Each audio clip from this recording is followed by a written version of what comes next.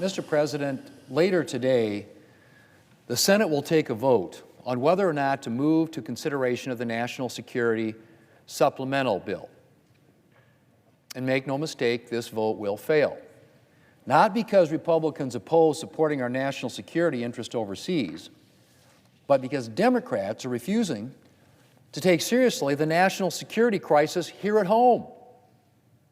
Mr. President, from the beginning, Republicans have made it clear that any national security supplemental would have to address one of the biggest threats to our national security, the out-of-control illegal immigration at our southern border.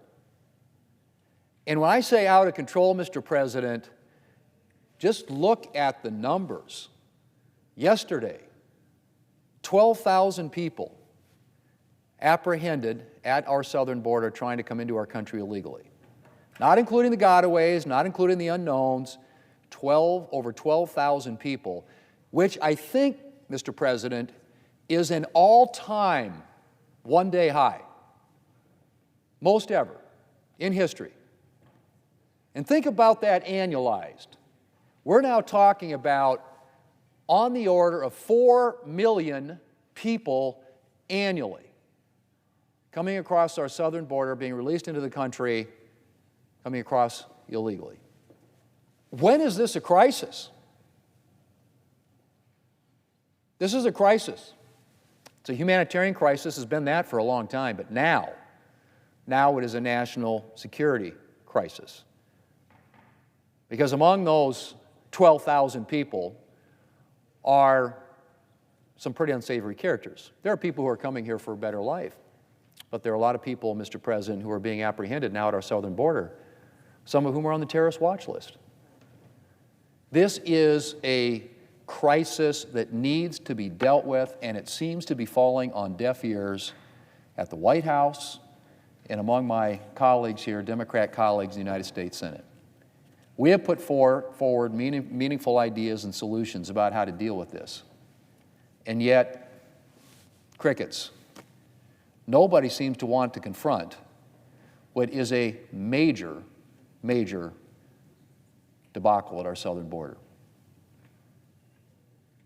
12,000 one day, new American record, people trying to come into this country illegally. Why?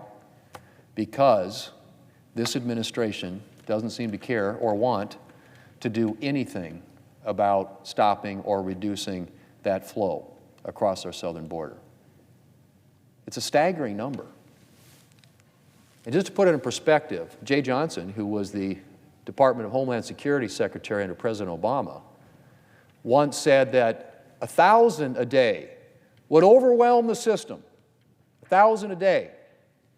He went on to say, I can't even comprehend what 4,000 a day would look like. Yesterday was 12,000. Now, if you sustain that rate, annualize that rate, as I said, you're talking about 4 million people annually being released into this country. And you've heard from countless now, not just members on my side of the aisle or overcrowded communities on the border, southern border, or members of the Customs and Border Patrol who are overwhelmed and under-resourced and undermanned down there to deal with this crisis. But you're hearing from cities in the interior of this country, large cities, who are complaining about not being able to deliver basic services to their constituents now because they're having to deal with a migrant inflow into their communities. New York City being one notable example. The mayor of New York City, who said that he would have to freeze hiring police officers, he would have to close libraries and cut education funding to keep up with this massive inflow of people who are coming to this country that need to be cared for. So, Mr. President, let me just say, this is not an extraneous issue, which is what the Democrat leader suggested last week. Border security is a national security issue. And anyone who thinks that our nation can be secure while we have hundreds of thousands of illegal immigrants pouring over our southern border each month needs to think again. The month of October 240,988 individuals were encountered at our southern border, and that was the highest October number ever recorded. On top of that, the month of October saw an average of 1,000 gotaways per day.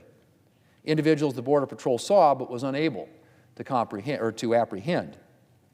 That's 30,000 unidentified individuals entering our country in just 1 month. 30,000. And there's no telling how many unknown gotaways. These are known gotaways. How many unknown gotaways there were during that same period. And there's no question that some of those gotaways were dangerous individuals who should not be entering the country.